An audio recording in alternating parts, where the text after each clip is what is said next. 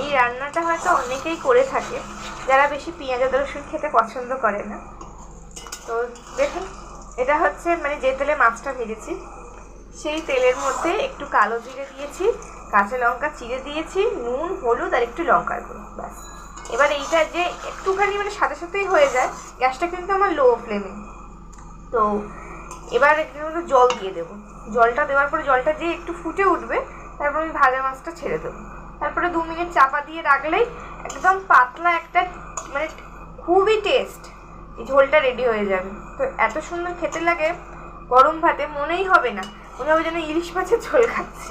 তো যাই হোক, এরকমভাবে মাঝে মাঝে করে থাকি, যেদিনকে ভালো লাগে না খুব একটা আদা রসুন পেঁয়াজ দিয়ে ঝাল ঝাল করতে, তো এরকম করে থাকি। একবার আপনারা করে দেখতে পারেন, খুবই ভালো হয় খেতে। দেখো, আমার মাছটা কিন্তু রেডি হয়ে গেছে। কেমন লাগছে কিন্তু অবশ্যই জানিও। আর ধনেপাতা না দিলেও চলে, কিন্তু যেহেতু শীতকাল, এখন সব ঘরে ঘরে বাজারে প্রচুর ধনেপাতা, আর ধনেপাতা দিলেও একটু টেস্টটা বেড়ে যায়। তাই জন্য একদম গ্যাসটা আমি বন্ধ করে একটু ধনেপাতা কুচি ওপর থেকে ছড়িয়ে দিয়েছি। একদম প্লেন সিম্পল ঝোল, বাট খেতে কিন্তু খুব টেস্ট।